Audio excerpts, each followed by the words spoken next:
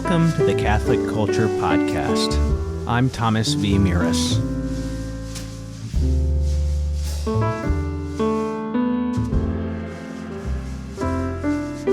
This podcast is an offering to the Holy Family, and less importantly, a production of CatholicCulture.org.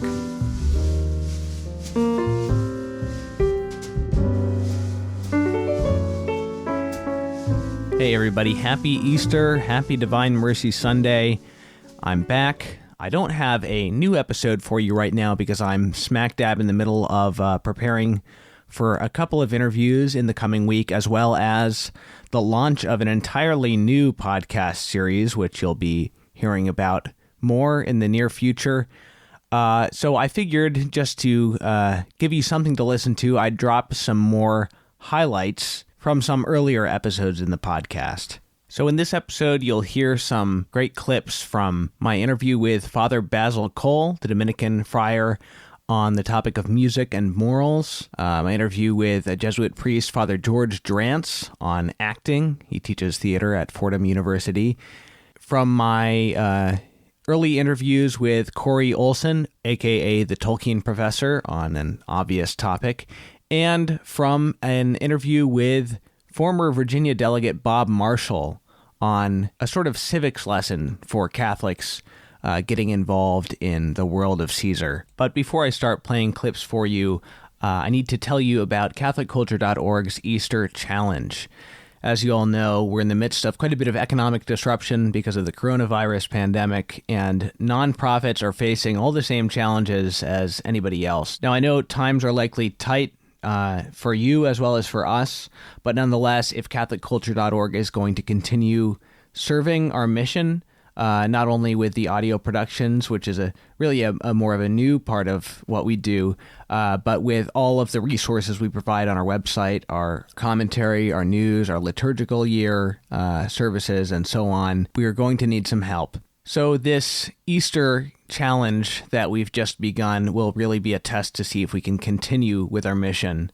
Thanks to the generosity of some of our boosters, we've been able to set up a $31,000 challenge grant. So that means that all donations up to $31,000 will be matched by our generous boosters, and that will be going through Pentecost Sunday. So if the podcasts that we produce are valuable to you, please consider donating. You can donate specifically for our audio resources at catholicculture.org/donate/audio.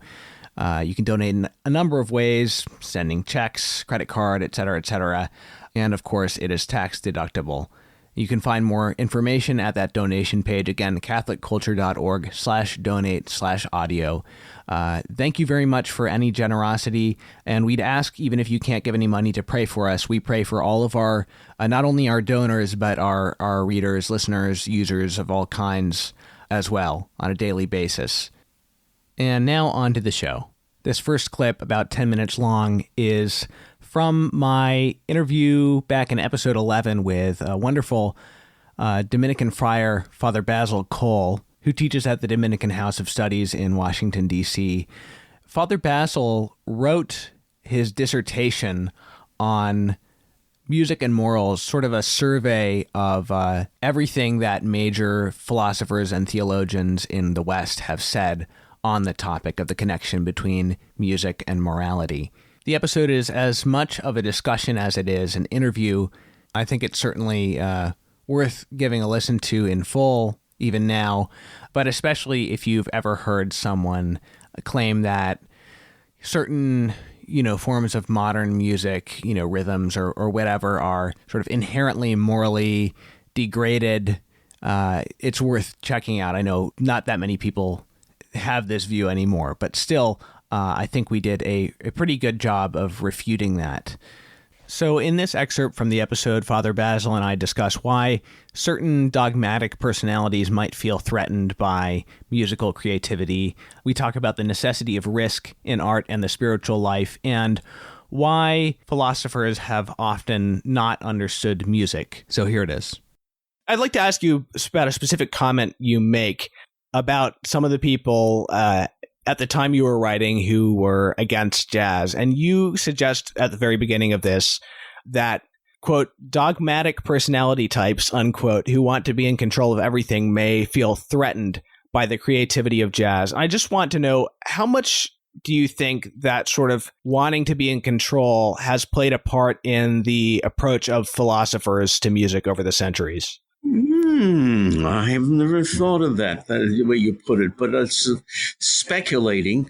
Some people always think they're infallibly right about taste. Why do they think that way? It has to do with perhaps the way they were trained from their parents. Maybe mom and dad were always that way. And then what else I've never, you're posing a question, I haven't thought about it too deeply, but I was thinking of absolutists, not of morals, but absolutists of music, that I am always right, and therefore, if I say ipso facto, this is terrible stuff and terrible, I am, you can't disagree with me. This happened in my college days with a lot of my professors. They wouldn't want to discuss, they wouldn't want to nuance, they wouldn't want to distinguish. They just came to certain conclusions, and there was no discussion. And so, as a result of perhaps hearing jazz, maybe for the first time in some cases, the variety scared them, maybe, or the variety forced them to reconsider. And then that might have interfered with their self-identity, because part of beautiful music, even the classics, is surprise. Great music has to have some kind of a surprise in it, melodically, harmonically, etc. And of course, jazz is filled with improvisational surprises. Listen to it carefully. And if you're a control freak, you like to be able to get a handle on the music. You like to be able to predict. But great jazz is unpredictable. Even if you listen to it again and again, there's certain things that you think you picked up, but you didn't. But if it's at a jam session, oh my heavens, there's kinds of creativity going on. And some people get frightened by this. That's why some preachers like to have a text in front of them that they can hold on to, and that they're in control. They can't possibly veer from their text. It shakes them, etc. They can't possibly get a new idea in the middle of their homily and then all of a sudden develop it. It just, their identity is such that it's static, that they're afraid of going off into a thought they hadn't thought before. Am I making sense? Yeah, no, that makes sense. And there's an element of risk there. Yeah. If you're going to be extemporaneous at any setting, whether it's musical or oratory. Some great jazz musician says that if you make a mistake, make it into something that's not a mistake. Work around it. Deal with it. That's right. I think Ornette Coleman said that, but he wasn't the only one. It was Ornette Coleman. I didn't like Ornette Coleman, but you're right. I prefer other sides. That's a good quote. Yeah. It's a great quote. And I think there's just some people that can't deal with that. Yeah. They're perfectionists, and that spills over in taste. Okay. But I think if you want to get into the transcendent, there's a paradox in music and in art that if you want to get into the transcendent, you have to risk imperfection. Yes, that is correct. Because if you're in complete control, then that means it's not coming from somewhere higher than you. That's true. I'd go along with you there. Yeah. That's even true in the spiritual life. That was too far afield. The gifts of the Holy, when you have to take risks like Mother Teresa did and all that stuff. Well, right, because virtue is a sort of control in a sense, but I think that virtue itself has to be transcended. And I don't mean in the sense of left behind, but isn't that right? Wouldn't you say that in the spiritual life, that virtue is not the highest goal? Well, the theological virtues are meant to be expressed. And then when you're faced with unusual circumstances or decommitments, then the gifts of the Holy Spirit kind of push you beyond reason, not against reason, but above reason. And you can sometimes do things that others would say is nuttier than a fruitcake, like Mother Teresa, leaving her order and feeling, she was doing a great job as a Sister of Loretto and everything was going fine. But all of a sudden, God was asking her to leave it and do something that required constant risks and not knowing the consequences. Right. And Miles Davis would always talking about the importance of playing beyond what you already know, just at least a little bit beyond what you already know. Correct. Absolutely correct. And that happens with all the great arts, I think. So another aspect of control I was thinking about with the philosophers, and, unfortunately, I think this is true, not only of the ancients, but pretty much of all philosophers dealing with music up until the 19th century, and even most of them in that period.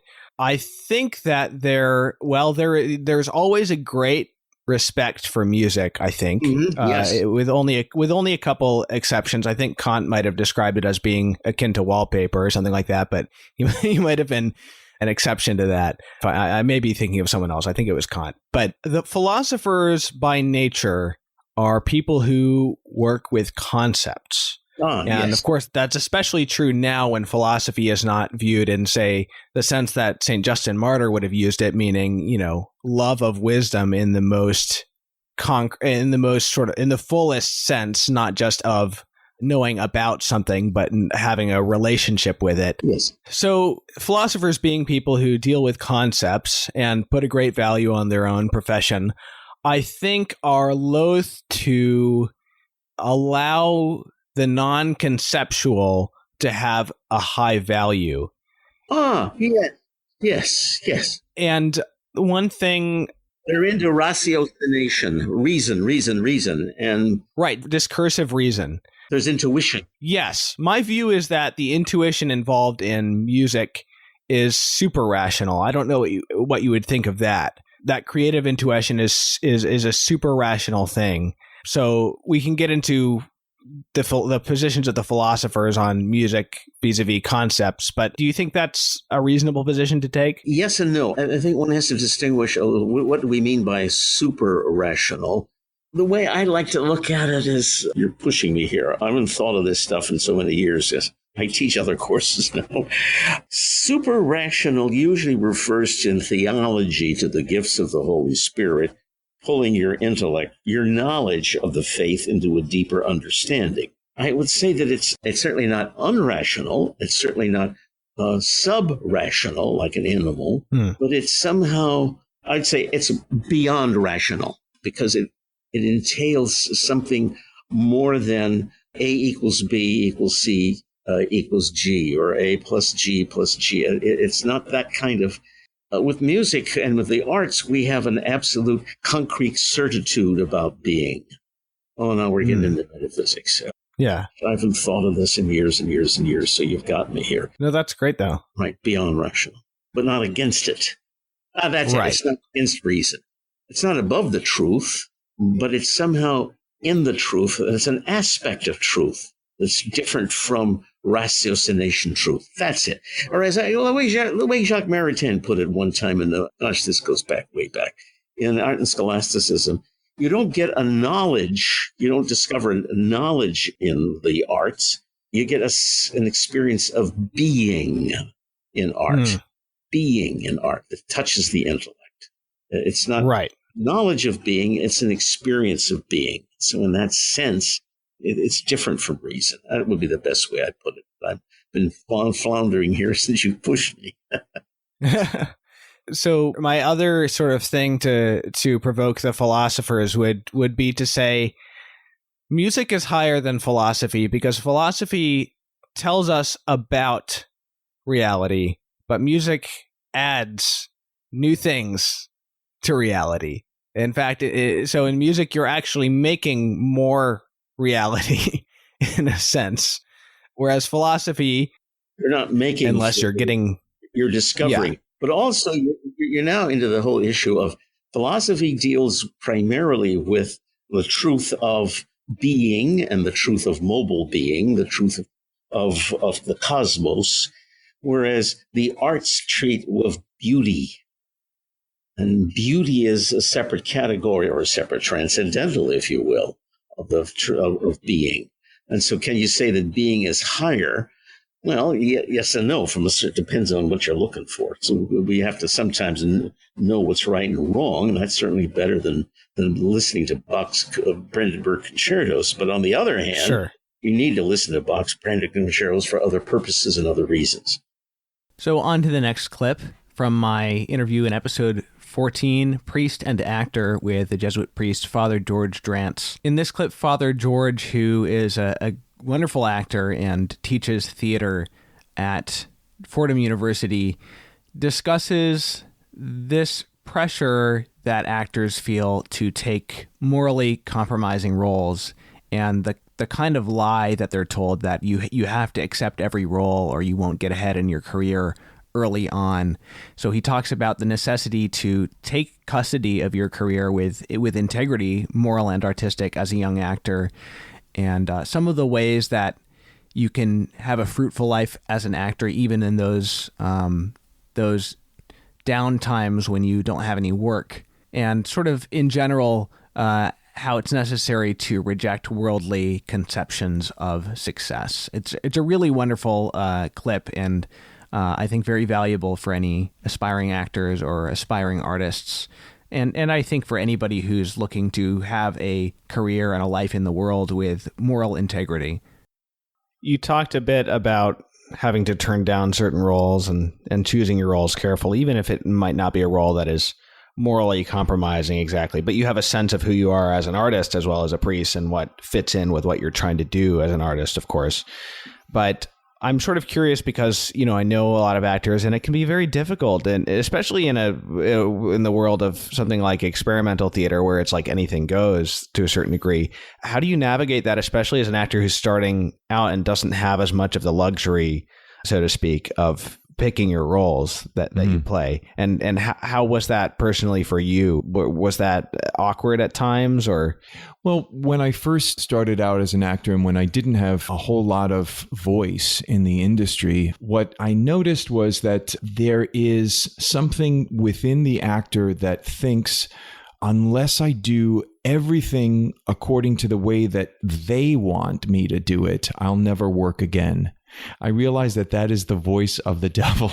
I realize that is not something that I ought to be listening to, that anyone ought to be listening to. It's a voice of fear. It's a voice that shuts you down creatively, and it's a voice that makes you inauthentic.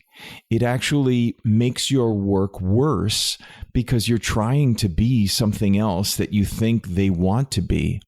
Well, I came to the conclusion that I am who I am, and I am who God made me. And if I were to go against that, how could I give an authentic performance? So what I began doing was I began really choosing who I wanted to work with. I remember having a conversation with my agent, and after a while, he was sending me out on things, and I had to tell him why I was turning down certain things and why I wasn't. For him, it was about the money. It was about the opportunity to get exposure, all of the things that you think about commercially. I said, well, I'm just not interested in those things. I have different interests, and I'm doing it this way. Well, I explained to him about my priesthood. He actually started working with me before he knew I was a priest. So I said, well, this is who I am, and these are the kinds of things that I want to do. Now, a lot of people think that in order to work in the industry, you can't take that amount of real ownership of your own career, that you have to kind of kowtow or you have to just take what's there. On a certain level, that might be the truth. But why would I want to go there? Why would I want to do those things? I had a very funny instance once where I had just done Cymbeline at the Delacorte Theater, the New York Shakespeare Festival. I was in the ensemble, one of the solo singers in the ghost scene in the last part of the play. And, so I was with a friend of mine, and we were with his agent afterward. And she said, "You look really familiar." And I said, "Well, I was in so-and-so's class, and, we worked together. You probably saw the thesis production." She said, "Oh, yeah, I love your work. It's really great." And then my friend said, "Oh, and George is a priest." Her face changed completely. And she got that kind of look like she was chewing on a lemon or something. And she said, "Oh, so does that mean that there's a certain work that you wouldn't do?" And I said quite naturally, well, I would like to think that there would be certain work that I wouldn't do even if I weren't a priest. But that concept doesn't seem to be something that's really out there in the industry, or if it does, it seems like it's only something that you earn or you get to. I realized for myself that I had to take ownership. A better word might be I had to take custody. I had to take custody of my career and let people know that this is not just my career, it's God's career. And what I do now is I wait to see what comes along. I weigh certain possibilities. And if there's something that I really think is where God is calling me, that's where I'll put my focus. I've been very blessed over the years that choosing who I work with, choosing the kinds of projects that I want, what happens is people begin to understand my work a little bit more. They understand my desires. And then the right projects come along. The right things come my way. And in those times where I don't have anything, there's plenty of work of my own that I want to work on. One of the things was translating this Calderon piece that we were speaking about earlier. Yeah, well, I'd love to get to that in a little bit. So it sounds like from what you're saying that talking about as picking and choosing your work as a luxury, at least in moral terms, as a luxury for people who are at a higher level in their career is really false. It's just a necessity for your artistic integrity as much as your moral integrity as a human being. I think that's the truth. And I think people think that in order for success to come, there's a one-way blueprint or trajectory that you have to follow. And if people are terrorized about making mistakes along the way that could ruin their career or that could not open the degree of success that they believe is theirs. As far as I'm concerned, I think the degree of the success that I'm enjoying today is the degree of success that God wants me to have. And if it's going to give glory to his name, that's wonderful. If it's better that I accompany people on another level or devote time to my teaching or devote time to any of my other pursuits, then that's fine too. But we're so put upon in this country to define our success by what the market says that a lot of times people don't even realize how much they are swept up into the current of the market, so that they can't give themselves the beauty and the joy of seeing that in God's eyes, they already are a success. In God's eyes, they already are everything that they need to be. We continue to work at ourselves. We continue, as John Paul II said, to work on the masterpiece that is our own life. And if we do that with God, we're going to be happy by and large. If we compromise certain things, it's one of those things that's really up to the heart and the conscience of every actor. But for them, sometimes you'll hear people say, well, I didn't have a choice. I had to take that. Well, I mean, there are economic concerns, there are other things, but can I trust that everything's going to work out if I really take the work that is most meaningful to me? That might mean that I have to make certain financial sacrifices. That might mean that I'm unable to do certain things that I would like to be able to do with a little bit more of an advantage one way or the other. But I have to constantly weigh those things and to say, well, where is God calling me at the moment? And what does this choice allow to happen, not only for me, but also for the ministry that I find myself in? Yeah, it's interesting. I was talking to a person previously on this podcast about how even tenured professors who are about as secure as you can get are often unwilling to face disapproval for speaking what they believe to be true. And yet you hear people saying, well, when I get tenure, I'll speak out more. That's just self-deception on a certain level. And it's the same with acting. I mean, if you're a slave to the world, then you're you're going to continue to be a slave to the world when you make it big. It may manifest itself in different ways, but it's still going to be the same basic dynamic that you're playing out in the career choices that you make. And there are ways in which that idea of slave is a good one, because we basically forge our own chains by the choices that we make. Am I going to be chained to someone's idea of who I am? Am I going to be chained to what people... It's a very funny thing. If you ever go into a casting office, they have these labels that they put on how they see you. Commercially, they're going to say, well, this person falls into that slot and this person falls into that slot. In the commercial world, there are different casting directors who really don't know where to put me, or who put me one place and another casting director puts me in a completely different place. Because I've had the advantage and the ability to play so many vastly different roles and to work on so many vastly different projects. So, I mean, for some people, they would say that that's kind of like not really smart career management, because you should find your type, you should know what it is, and you should always play in that. Well, that sounds like something where that's going to guarantee that you get to do work on other people's terms, but it doesn't really seem to foster a kind of ability to do the kind of work that you feel you're really called to. And so even in the times where I'm not getting a whole lot of commercial work, I find those are the perfect times to really focus on the projects that I want to develop later, that I want to be prepared for, that I want to explore on my own. I think a lot of it just boils down to trust. Can I trust that God is going to show me what it is that's going to be best for my work right now? And if it looks like things are a little precarious because of one or another circumstance, can I trust that God is actually leading me through this, not as a problem, but as a way to really discover what is the deepest reality that God wants me to consider, that God wants me to look at, and that God wants me to operate from?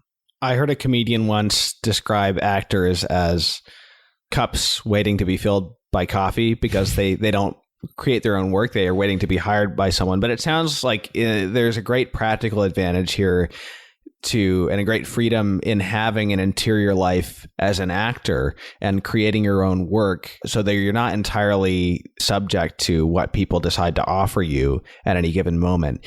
Even if it's just the interior work of working on your craft in the privacy of your own home, even if you're not writing scripts or anything like that, it sounds like there's a real, aside from the fulfillment of the work itself, there's a real advantage to be had there of independence, whether you're making any money on it or not. Absolutely. That's so true, Thomas. I remember something that a teacher told us in graduate school. She said, I'm going to give you the greatest secret about practice.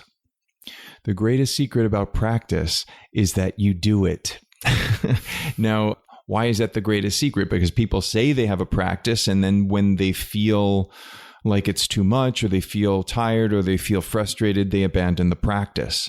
But artistic practice, spiritual practice are things that you really make a commitment to.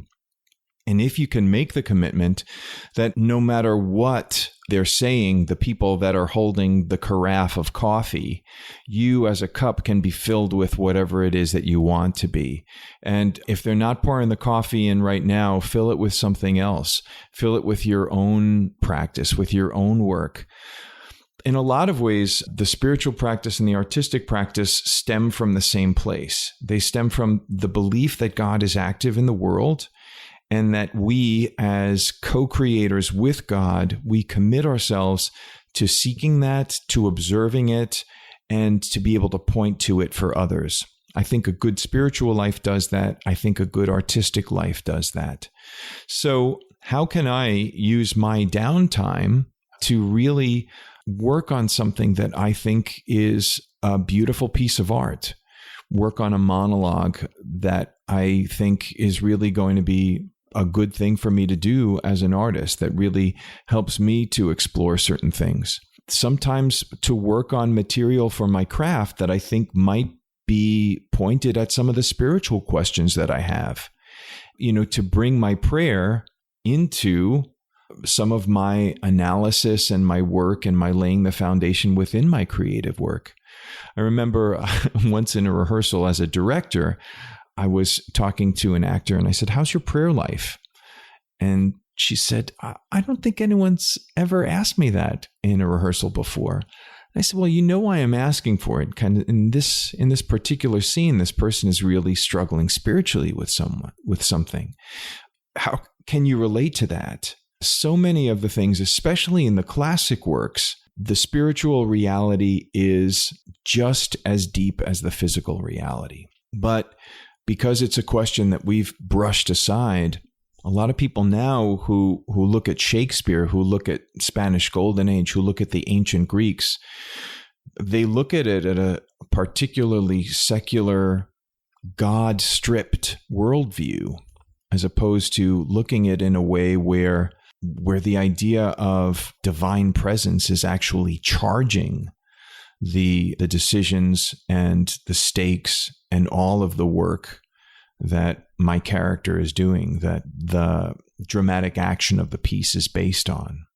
It seems to me that it's better to be not a full-time artist than to, well, let me put that differently, because an artist is an artist no matter what he's doing, but not a full-time career artist than to be an artist in a way that compromises your artistic nature. And I think people need to realize that there's no shame in having a day job and being an artist. I mean, some of the greatest artists in history have done that. I think of Nathaniel Hawthorne. He was a customs officer, I think. Paul Gauguin was a stockbroker. Anton Chekhov was a physician. So this idea that success is determined by your ability to support yourself with your craft or with your art, that's a very recent idea. And that if you are supporting yourself by something else, you're dismissed as an artist or you're questioned as an artist. That mentality, I think there's just really no place for it. It's an artificial mentality, and it really doesn't help anyone. I think there are many different ways of measuring artistic success. And I think what you were talking about before of what's better or what's worse, I wouldn't really want to prescribe that. I think anyone is going to find their own path. But I would hope that they would realize that they don't have to be bound by other people's impressions of what a success is. That, again, as I said earlier, we already have the greatest success, which is God's complete and unconditional love. Everything else is just decoration. But as far as I'm concerned, I don't need to be more successful than that. Everything that I do, I want to give glory to God because of that gift. Everything else that I do, I want to invite others into the joy of what that means. And I want to create opportunities to embody that in my work. But I don't want to be judged by some kind of market determination of what a success is. I think the question is much bigger. The next clips will be taken from episodes 15 and 16, in which I interviewed Corey Olsen, who's best known as the Tolkien Professor. In the first episode, we had discussed his online institution of higher learning, Signum University, and the potential in online education in general. In the second part of the interview, we did a very lengthy Q&A on all things Middle-earth. But the clips I'll be playing for you from both episodes, which I'll just play back to back, are both related to Tolkien. First, a shorter clip from the first episode talking about some of the differences between C.S. Lewis and Tolkien in their approach to writing fiction.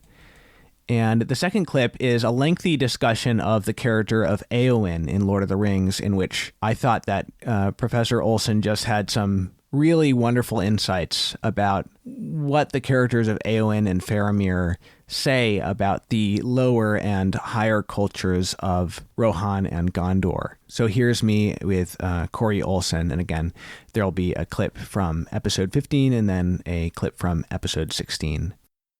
The relationship between Lewis studies and Tolkien studies is really interesting, right? On the one hand, they go hand in hand, and everybody sort of knows that. You know, there's this sort of natural interest in Lewis or Tolkien that comes as a package deal, right, with interest in the other one. And yet the two of them are so different that very often, you know, people who, you know, are great lovers of Lewis, are great lovers of Tolkien, just have a hard time getting into the other. So it's kind of I won't say love-hate relationship, because that's far too strong, but there's a sort of a complex relationship in some ways. So that's not to say that there's an active bias against Lewis in many of our students, but a love of Lewis is certainly not automatic as an accompaniment to Tolkien fandom, certainly. Well, my personal opinion, I like Lewis, but I wouldn't put him up there with Tolkien as a fiction writer. Right. As a fiction writer, no. Though, again, it's so I find it so hard to directly compare them. I teach, I love Lewis, absolutely love Lewis. But I love Lewis at least as much for his nonfiction as for his fiction. It's, if I only had Lewis's fiction, if all I had was Chronicles of Narnia and like the Space Trilogy. Okay, if I had the Chronicles of Narnia and the Space Trilogy, I would definitely, consider Lewis among the sort of interesting, but certainly well below Tolkien. Till We Have Faces, however, is by far the most brilliant piece of fiction Lewis ever wrote. And I would put many Till We people Have say Faces that, yeah. up with, up with anything that Tolkien wrote. And that is very, very high praise. I mean, it's still different, but my goodness, it is just incredible. So Lewis did write one incredible luminous work of fiction, and that is Till We Have Faces. But anyway, obviously I wouldn't give the Chronicles of Narnia up if I were asked to. So, and I do love Lewis. My own kind of complicated relationship between the two of them is that, I have loved Tolkien ever since I was a child, but Lewis is like my best friend. I don't know. It's almost like the difference between your best friend and your wife. Like Tolkien. Or which is which? Tolkien is my wife, and Lewis is my best friend. Lewis is the person who he thinks and talks like me. Like when I listen to Lewis talk, I am like hearing someone who speaks right on my wavelength, and he addresses me right where I am. And whereas with Tolkien, I love it, but I love it in part because it's strange. Tolkien does not think like me, and I would never think and write like he does. And I find myself in sort of awe of the things that Tolkien does, and I love to sort of contemplate it and appreciate it. And obviously I've been doing that quite a lot for a long time now. But yeah, it's just they're so different. They're so different. Yeah, and that goes, what you said there goes right along with what Lewis says about friendship and the four loves, in terms of when you're friendship, you're looking more at the same thing than you are looking at each other. Exactly. Absolutely. Yeah. I sort of, metaphorically speaking, not thinking of the actual tweed-coated Don himself, but yes, I gaze lovingly into Tolkien's face, right? Whereas Lewis and I sit shoulder to shoulder working on the same project. Absolutely.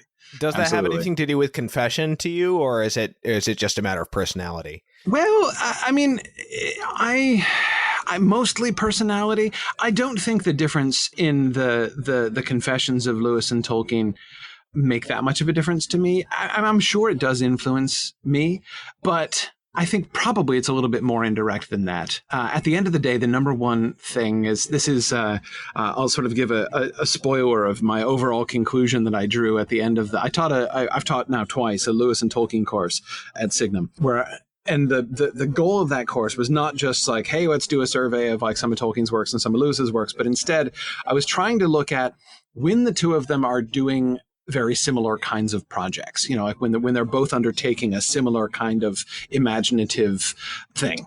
Right. So like, for instance, I looked at The Hobbit and I looked at The Lion, the Witch, and the Wardrobe as two moments when the two of them are essentially telling a fairy tale, something which is in the general genre of, someone from our world wanders into a fairy tale and the adventures that he has there. The Hobbit, of course, isn't that in its frame. It doesn't involve, any humans from our world going into fairy, but it kind of does. Bilbo is kind of that, right? He's not exactly, but it's very much the sort of spirit of The Hobbit in a lot of ways. Anyway, so that's just kind of an illustration of one of the things that I did in that class. And in the end, my conclusion there, talking about Lewis and Tolkien, is that I would say, in essence, like at his heart of hearts, Tolkien is a poet. At his heart of hearts, Lewis is a teacher, and neither one of them can turn it off. And it is what they both are willing to sacrifice everything else for. Tolkien will sacrifice the teaching points, right? He will sacrifice, not that he will sacrifice the substance of doctrine, but he will sacrifice the conveying of doctrine, right? He will risk being completely misunderstood and people coming away with a completely wrong impression from his books, as many people have done, I would argue, because of the thing that he's trying to capture, right? Because of the thing that he's trying to express and to convey, this sort of higher thing that he is discovering and unfolding. And if, whether or not people understand it, whether they draw the like correct conclusions from it, that's not his primary concern. With Lewis is a teacher and he can't help himself. He is, it's not that his works are merely pedantic or something like that. It's not that they're purely pedagogical in their intention from one end to the other. They are sort of driven by an artistic vision. I'm not trying to suggest that they're not. But again, at the end of the day, if he has to choose between, sort of achieving the artistic vision and conveying his points clearly and accurately, he does the latter, right? And that is ultimately, for me, what the difference is. I'm not a poet. I am a teacher, and I am not a poet. And I have the same, many of the same kinds of strengths and weaknesses that Lewis does, and very few of the same strengths and weaknesses that Tolkien does. So to me, that's what it kind of comes down to. I love poetry, but I've never successfully written a poem in my life. As Sam Gamgee might say, a few comic rhymes every now and again, but not what you call Same real here. Poetry, Exactly. So yeah, but I love it. I admire it, and in part admire it because I can't do it. But Right. Anyway, in the end, I think now, do I think that their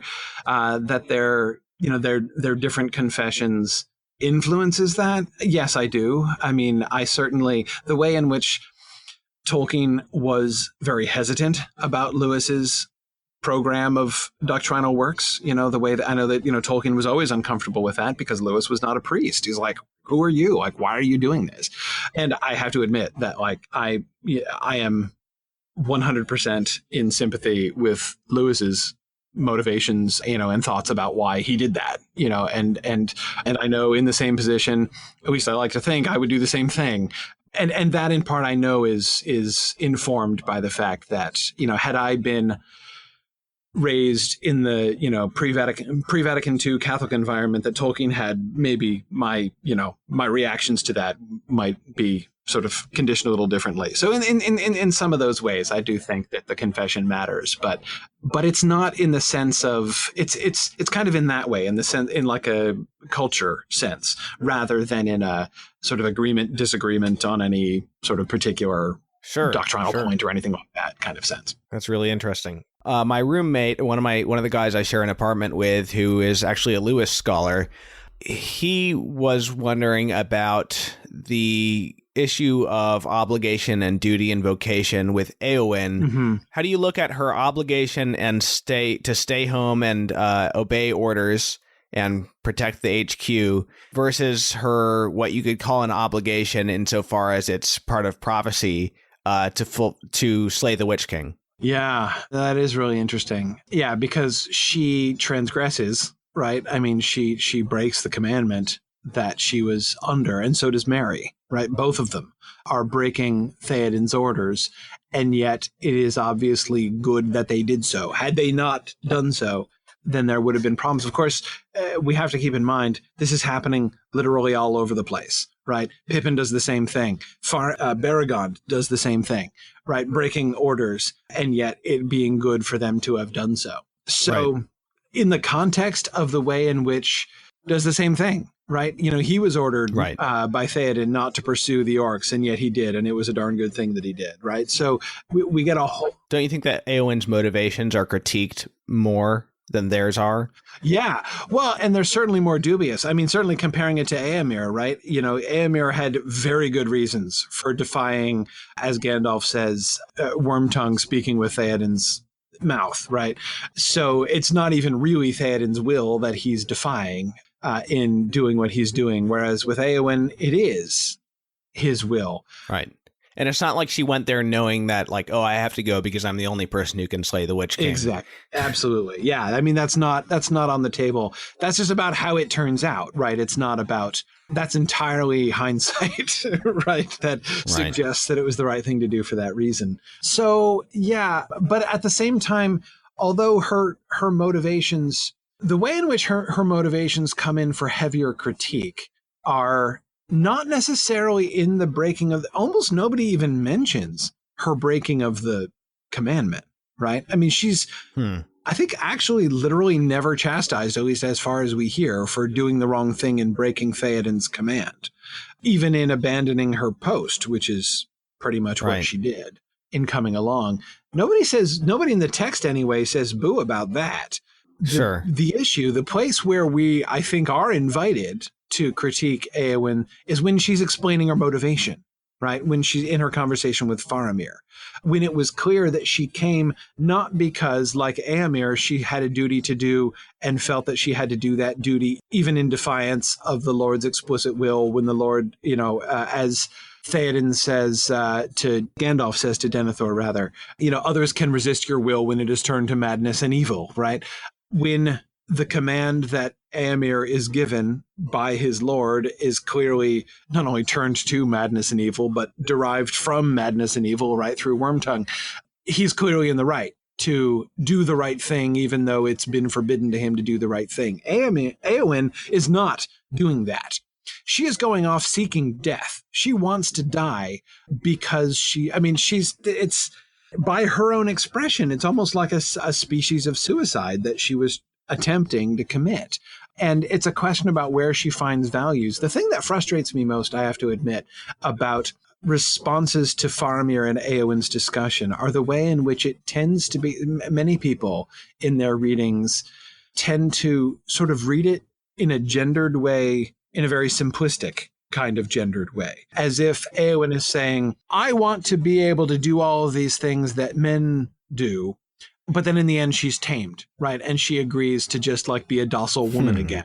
And that is so not what is happening with her. She sees it in that way, right? All your words are but to say I am a woman and my place is in the house, right? I'm not saying it's out of nowhere that people are getting this kind of thing. That's how Éowyn herself sees it. But Éowyn herself is wrong about that. The key to what's going on with Éowyn, and especially with Éowyn and Faramir there at the end, is in Faramir's conversation with Frodo earlier on in Ithilien, when he's talking about, not loving the warrior for his strength and the arrow for its swiftness and the sword for its sharpness. He talks about how those who see battle and war as an end in itself, who see the only value and the only virtue of being, a hero in battle, of dying a noble and valiant death, that's not the highest path. That's an overly simplistic view of the world. That's a debased view of the world. You know the king, not because of, the extent to which he kicks butt on the battlefield. You know the king because he has the hands of a healer, right? When Éowyn at the end says, I shall be a shield maiden no longer, I shall be a healer, right? She's gonna grow and nurture things. Again, superficially, that looks like I am leaving the masculine sphere and I am re-entering the feminine sphere, but it's not the feminine sphere.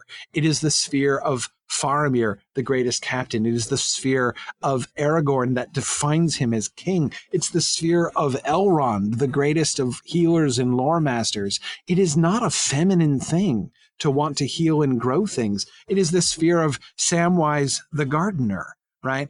From the Shire, where gardeners are held in high honor, to nurture life and to focus on healing things instead of just defining yourself as a warrior. Again, that's not about masculine versus feminine. That's about achieving wisdom and a new and positive and better outlook on life and the world and what you value and what's good. So it's a moment of profound growth and healing for Éowyn. It is very far from get back in the kitchen. It's not a 1950s housewife thing at all. To think that is just to miss a really profound element of like the whole central values of the story, really. If you were going to draw something political from it, I suppose you could say, beware of inclusion for its own sake at the expense of the actual point of the thing that you're being included in.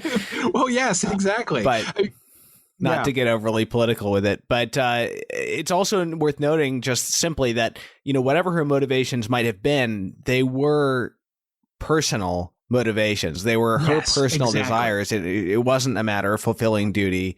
Right. Or anything like that. It's also worth saying, I guess, that just because you're prophesied to do something doesn't mean that the steps that you took that ended up fulfilling that prophecy are good. And also, it's not that it could have played out some other way if she didn't go. Right.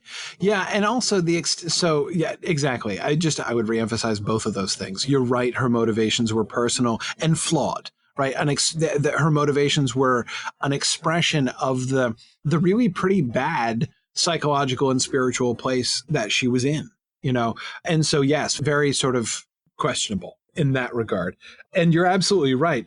I think there's a wide gap between a prophesied outcome and a vocation. There was never a vocation laid on her to slay the Witch King. It was prophesied that that's how the Witch King would die. But that's different. That was a foretelling. It was foresight, right? By the way, this is how it's going to happen, right? It has been vouchsafed to me to know how things are going to go down is not the same as, and therefore a solemn duty is laid upon you, Eowyn, to fulfill it, because it never is. She doesn't know even. Also, she wasn't specified. No, exactly. She wasn't specified. Maybe Mary could have done it on his own somehow. I don't know. Right. Of course, he was breaking the rules too. But yeah, no, exactly. But I mean, you think about this, even from thinking about it, if you think about it as prophecy and not just mere foretelling, but even if you think about it more like prophecy in the sense of, being told what should happen in addition to being told, what just like knowing in advance what is going to happen. There's a lot of times, you don't have to look very far in the Bible to find examples of things which happen, which are sort of good big picture, but don't necessarily mean that the decisions the people made in getting there are Samson jumps to mind, as somebody who makes one disastrous decision after another, and yet the will of God is done through his actions or despite his actions. That's right. In many cases. So certainly, the idea that just because something great and good is accomplished through your actions does not necessarily mean you were, every choice you've made up to that has been justified by it. What's really cool is that when you get the higher value system that Faramir has, that's actually where men and women can meet on an equal level. Because even in a culture where you have shield maidens and you do have women warriors, women are just not going to meet men as equals on the battlefield. But, when you're talking about healing and growing and all that stuff, women, definitely have their own, they can meet men and on that level, and they even have their own specific advantages in some ways. So yes. And that's true. I mean, if you think about as she departs that sort of ethical world in which valor on the battlefield is all that truly matters and enters sort of this higher world of Gondor and of Faramir, of ancient Gondor and of Faramir, in which, yes, the nourishing and healing and giving of life is what matters. You're absolutely right. She's grudging the fact that as a woman, she's not allowed to gain honor. That world that she comes into there at the end, that healthier world, is more inclusive. Let us go and together make a garden. That's Faramir's invitation. When he proposes to her, that's like the premise of, let us live together in Fair Ithilien and there make a garden, like the both of them, right? So yes, they can both achieve equal honor in that. It's like, yes, women should be allowed to be lawyers if they want, but there's a problem if you think that that's like the highest honor and, the highest goal to pursue. You could almost say that the lack of inclusiveness, that the exclusion of women from honor among the Rohirrim, among that kind of warrior culture is a symptom. Right. That's like a giveaway. That's a tell. Right. It betrays the fact that there's something diseased about that ethical system because it's not how it should be. It is also interesting because there are shield maidens, but we don't really get a sense of what they actually do because Eowyn's the only one we see. Right. So, yeah, it's not like necessarily an absolute exclusion. But at the same time, I mean, when she's complaining about exclusion and talking about being a woman and her places in the home. She's not wrong. I mean, there must be some basis in experience for that. Absolutely. Yeah. Absolutely. And I think that her perception of the fact that men have greater opportunity. Gandalf says this to Éomer, right? When he asks Éomer to think back to their experience and how different it was for him as a man compared to how it was for Éowyn, and the opportunities that he had to win honor and to do something, to help, that he had, horses and deeds of arms and everything. And she had, she didn't have anything. Gandalf recognizes, yes, like Éowyn is right. There were not equal opportunities in Rohan. And I think that Gandalf's clear implication, and I think that the implication of where Éowyn ends up suggests that the more sort of equal terms, that higher virtue, that sort of higher view of the world. Right. The fact that it is more inclusive is a sign that it is better. It is higher. Right, because Gandalf isn't saying, like, we need more women on the front lines of battle, Yes. regardless of the effect it has on the actual outcome of the battle. He's looking at it from a whole different plane of values, which I think is really a cool thing that we've stumbled on. People have talked about this to a certain degree, but I've never thought about it in those terms before. Yeah. No, I think it's really neat. And it's one of as I say, I get kind of frustrated with people who do a really superficial sort of feminist reading of that and sort of, read this as Tolkien really, just sort of furthering traditional gender roles by, turning Éowyn is dangerous because she is a woman who is transgressing into the masculine arena, and then she is safely transported back into the feminine arena at the end. And that reading just drives me bonkers because it's so shallow and really kind of misses the whole point, I think, at the end there. The last clip I'm going to play for you is from episode 17, A Civics Lesson for Catholics, with former Virginia delegate Bob Marshall. Bob is a really, really awesome guy. He was really a politician with integrity, the rare case of that. The interview was about a book he had out from Tan Books in 2018 called Reclaiming the Republic: How Christians and Other Conservatives Can Win Back America. And it is a very practical book due to his great knowledge of the Constitution, of legal history, and his decades of experience within the political system. So it's both kind of an argument for why Catholics should not give up engagement in the political sphere and a practical how-to guide for keeping your representatives on their toes and engaging in local politics and things like that. So I'm going to play two clips from this, actually. The first is a short one where he just talks about scriptural arguments for the necessity and the moral obligation of Catholics to engage in politics, even in a situation where it might seem hopeless.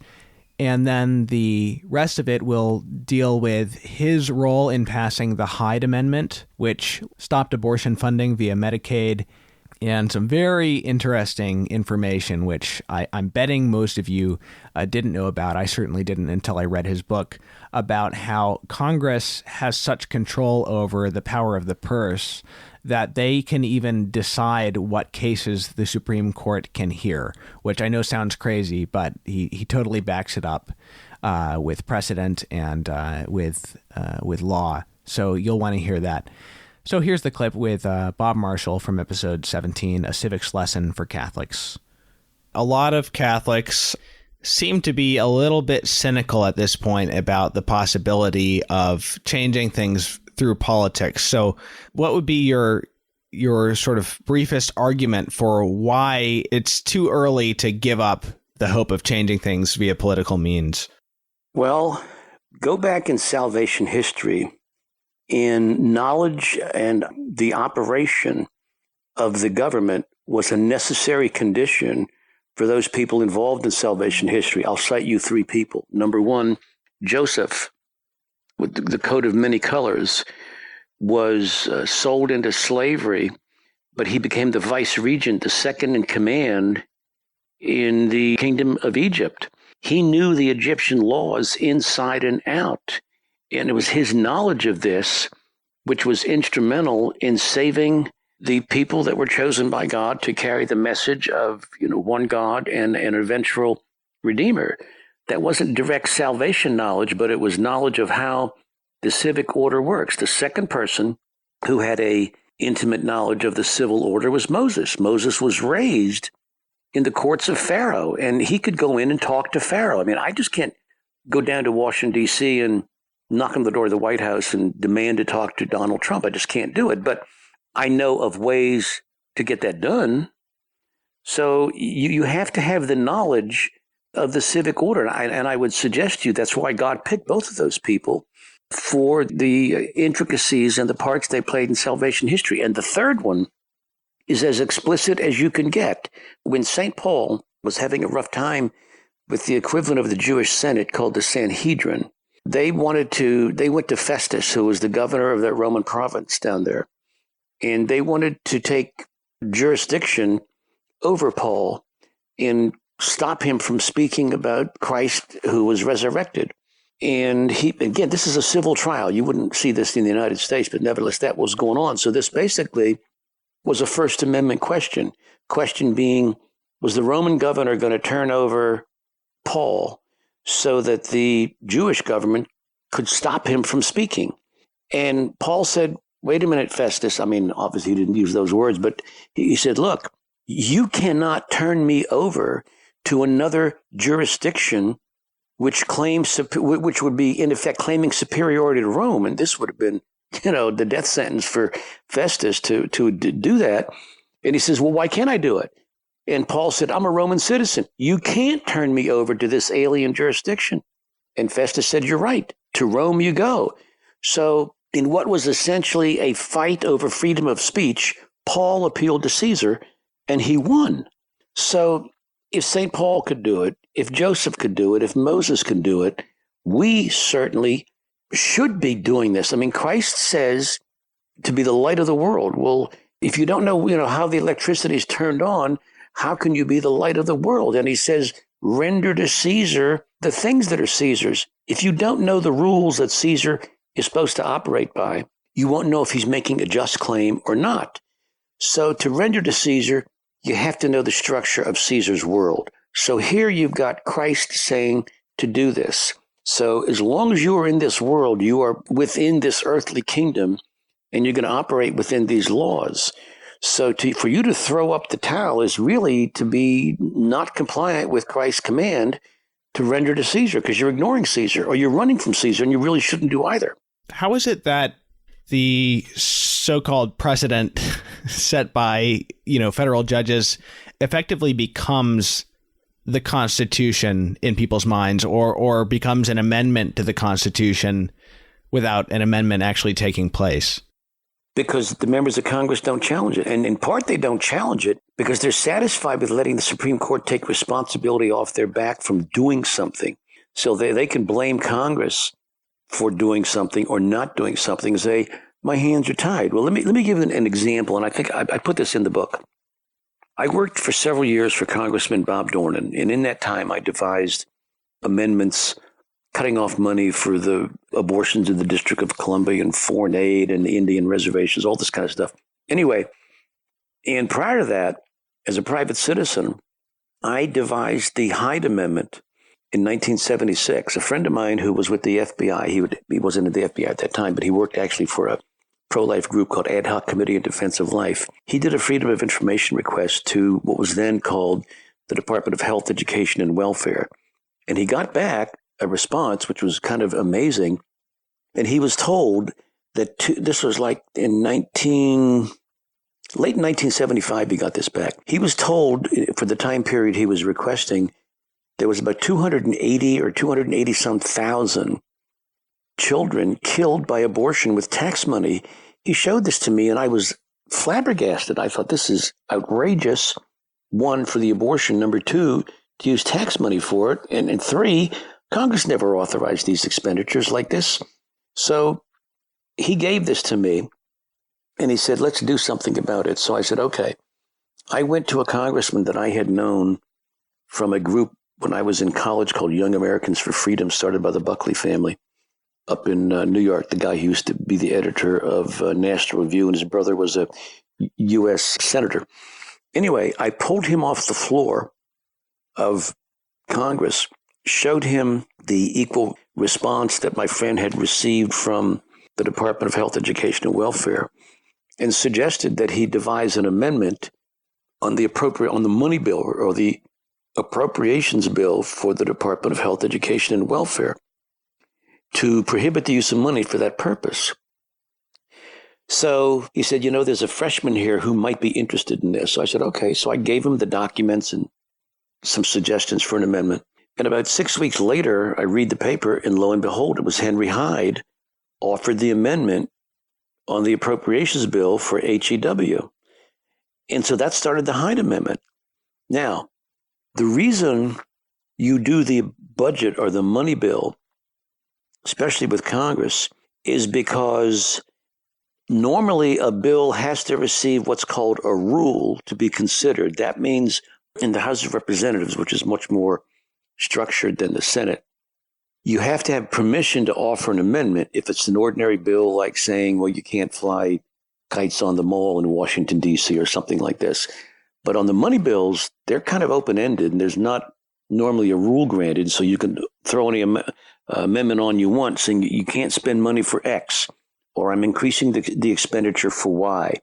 So the rules don't constrict the ability to offer the amendments as much. And from 1973, the year of the Supreme Court decision on abortion, to 1976, I think only one measure dealt with abortion, and it actually was because of an amendment that I drew up for the Legal Service Corporation. That was the Office of Economic Opportunities litigation arm to help poor people, where they were helping poor people kill their kids, which I thought was, again, outrageous. And they actually did the research in the Roe and Doe abortion decisions, the background research. So the taxpayers were paying to kill kids, and they're paying to pay the lawyers to figure out how to have freedom to do the killing of the kids without any restraint at all. So again, this is all the more outrageous. Well, the Appropriations Amendment passed, and it's still law, although they've added, beyond the life of the mother, they've added rape and incest, which I didn't like, but, I wasn't in charge of it, to do that. But the fact that we can get the amendment on there was interesting. Now, of course, Planned Parenthood challenged it. Now, the reason that I wanted to do a money amendment dealing with abortion was because, in my mind, Congress cannot afford to lose the power over the purse to the judiciary. If they do, what good are they? Then you're going to have unelected judges saying, well, you're going to expend money for a dam or airplanes or not, or ships or whatever. And the elected representatives of the people have no control over the budget. That's not going to happen. So what I thought is that Congress cannot afford to lose the appropriations power. And sure enough, the Hyde Amendment was challenged. A couple years go by, and the case was of McRae versus Harris.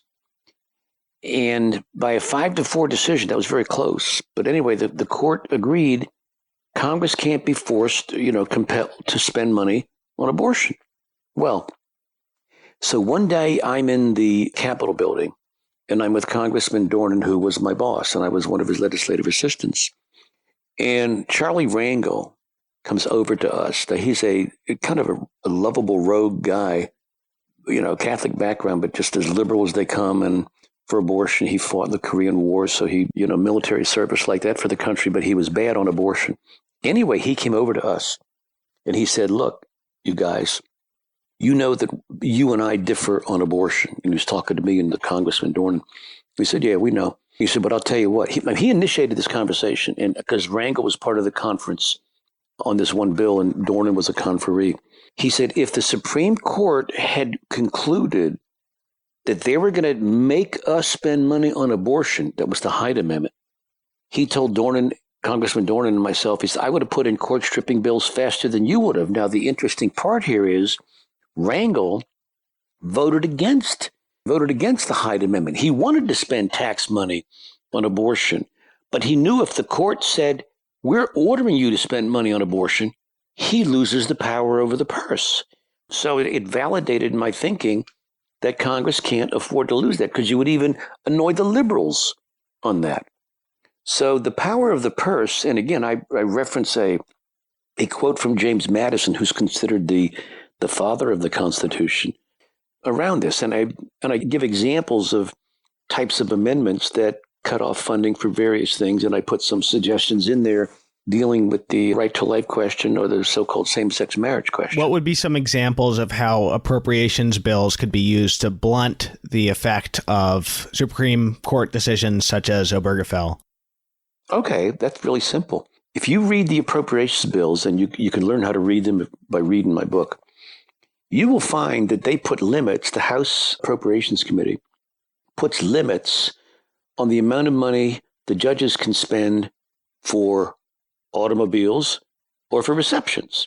I mean, it's right in there. They can only spend so much money. And you have to get this in your head. The Chief Justice goes over to Congress in a committee room and wears a business suit and is begging Congress for money to run the federal court system. You always think of the Supreme Court justice as wearing black gowns and he's immune and nobody touches him. There's this aura of sanctity or some etherealness. It's not there. They have to ask Congress for the money to run the courts. You got to pay the clerks, the heat, the light, the all this kind of stuff. You know, pay to buy the law books. You could say no money for a court order to a state to comply with Obergefell, period. You could say you're not going to pay any, in others, on the appropriations bill that affects the Justice Department and the courts. You could simply state no money for any court order to compel a college to provide dormitories for same-sex married couples. You could do that. And it's perfectly legal because Congress has the power of the purse. But the citizens have to know this, and they've got to convey this then to members of Congress that, number one, I know what you can do, and I know what you can't do. So don't tell me that the courts make you do things. No, they don't. I put all these little dodges in my book that are used to fool citizens into despair. Well, you don't have to despair. If there's a roadblock, I put a way around it. Alrighty, everybody. I hope you enjoyed those clips, and feel free to go and check some of those episodes out if you haven't heard them already. I'm preparing to record interviews on the aesthetics of St. John Henry Newman and classical Christian education, among other things. Again, let me remind you of our Easter challenge with the $31,000 matching grant. You can go to catholicculture.org/donate/audio, and again, it will be very much appreciated. God bless you, and I'll see you next time.